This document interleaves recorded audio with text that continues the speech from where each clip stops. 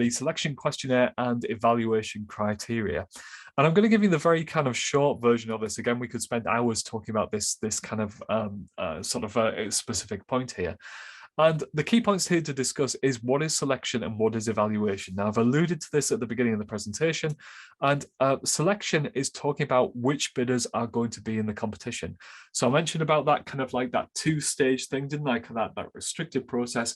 We select who's going to be in the competition, and then we ask them to tender. Okay, so selection criteria is backwards looking. Okay, so they look at your financial stability, your track record of delivery, all those kind of things. As I mentioned, all those things that you can prepare before you even decide that you want to bid for something. And there's a strange rule at the moment that basically says you can't re-examine this stuff at the evaluation stage. So if they've asked you for references or they've asked you for your financial stability at selection stage, you pass that and you get through to the full competition, they can't ask you again about those points they asked you in selection. What is evaluation then? So evaluation actually evaluates the technical and commercial solutions on offer. So what your tender is actually saying. It's forwards looking. So it's looking at the solution and not the bidder specifically. And its measurement is consistent with the specification and the objectives of the procurement. So we talk about evaluation criteria being intrinsically linked with the subject matter of the tender. Okay, that's what we're trying to kind of make this work here.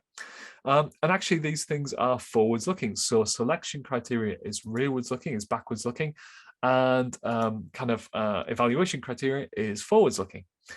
Now, the big caveat here, guys, is that I mentioned earlier that the regulations are changing. And what this means is this might all be different in the new version of the regulations. So this is where we are today, and where we are probably going to be until maybe April, May time at the earliest next year, might be later depending on what happens with COVID and the winter period and those kind of things. So again, just kind of be aware of that kind of health warning there.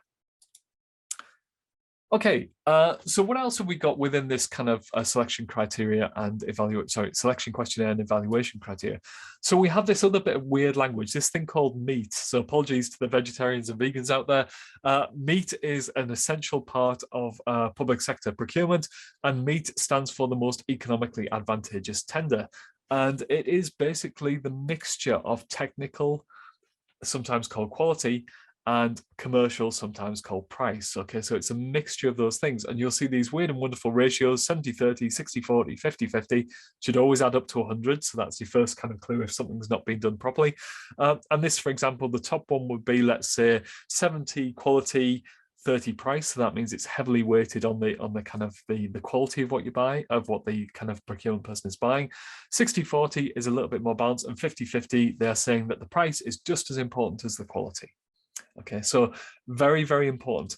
And something which I always say to people who are bidding, actually, if the contracting authority have gone like 80-20 or 70-30, with the quality number being higher, they're really, really interested in the quality. And you might be able to have a higher price put in, because actually the higher price won't be the big kind of factor that will decide whether you win or not, generally speaking.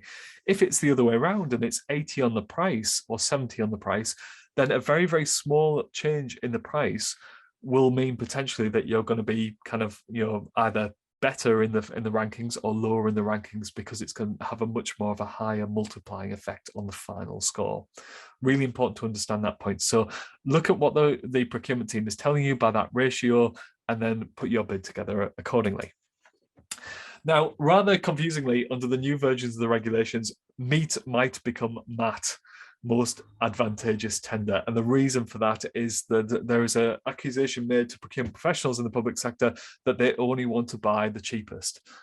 And we would say in the public sector, we don't want to buy the cheapest, we want to buy the most economically advantageous. Now, to the person in the street, that kind of sounds like the cheapest, just with a posh way of saying it. So we're looking for MAT, most advantageous tender, and that allows you to include things like social value, sustainability, and you could include those anywhere, and a lot of contracting authorities have been over the last 5 years, maybe even 10 years in some cases, but actually this is making a clear kind of message that MAT is what we're looking for. So it could be anything where you can add that kind of value there.